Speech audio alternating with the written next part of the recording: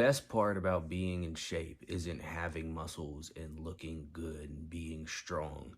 It's the feeling that you get from having muscles, looking good, and being strong. It's the feeling that you get from knowing that you accomplished something, that you put in the work and you got exactly what it was that you were after. It's the feeling that you get from developing the discipline necessary to do the things that you don't want to do. It's the feeling that you get from knowing that you were able to delay gratification and make the better choice that would pay off later instead of the more immediately appealing choice that would pay off now. The same thing goes for having money. The best thing about money isn't that you have it. The best thing, lots of people will say that the best thing about it is freedom, and that's true, but the best thing about freedom is the feeling of freedom. It's the feeling of knowing you can do what it is that you want to do. It's the feeling of knowing that you have the ability to experience life in whatever way that you would like, that you get to choose to do whatever it is that you want to do. It's the, the feeling of accomplishment that comes from, once again,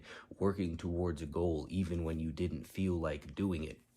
The best thing about having nice cars isn't the nice car itself. It's the feeling that you get from buying it. It's the feeling that you get from driving it, from being seen in it, whatever the case may be. The best thing about having a big house is the same thing. A nice house is the same thing. It's the feeling that you get from having it, not the thing itself. Whatever it is that you were looking to accomplish, whatever it is that you were after, whatever it is that you would like to achieve in this life, the same thing goes for. The best thing about all of these things is the feeling that you get from it, because that is what everybody is truly after, the feelings of accomplishment and fulfillment and whatever else in that general realm. Ironically, people let their feelings prevent them from getting the feelings that they actually truly want. Because when you get hungry and you feel that you immediately need to do something about it, that you immediately need to address that feeling, you are taking care of that in the moment. You are doing what feels best right then when you go to the drive-thru or order the DoorDash, eat the pizza, whatever the case may be. But you are robbing yourself of the feeling that comes from acquiring the abs that you are after. When you let your lack of motivation prevent you from going to the gym, you are doing what feels best in the moment, but you are also robbing yourself of the feeling that comes with achieving the goal of getting the body that you have always wanted. When you sleep in because you're tired, you're doing what feels best in the moment, but you're robbing yourself of the feeling of accomplishment. You're robbing yourself of the feeling of another day of completed goals, of a finished checklist.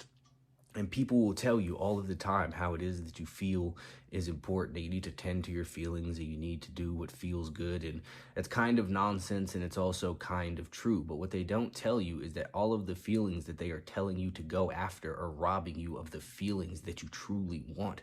You are trading in your ultimate feeling of fulfillment for a feeling of immediate happiness, and that is the wrong trade-off to make, because that immediate happiness is going to rob you of that long-term fulfillment. It's going to rob you of having accomplished whatever it is that you have set out to do, and that is ultimately going to make you feel bad. They tell you that you need to do what feels good in the moment. Smoking the weed or drinking the alcohol or popping your low prescriptions or whatever will make you feel good now, but they will rob you of the ultimate feelings that you are looking for. Regardless of what anybody would like to say, regardless of what I say all of the time, feelings don't matter. And again, that's partially true. When I'm talking about that, I'm saying how you feel right now in this very moment is of absolutely no relevance, because tending to how you feel in this very moment is robbing you of the feelings that you truly, truly want. When you do what feels best now, you wind up feeling terrible later, and that is the wrong trade-off to make, because the true best feelings are the ones that come from long-term commitment and effort, not immediate gratification.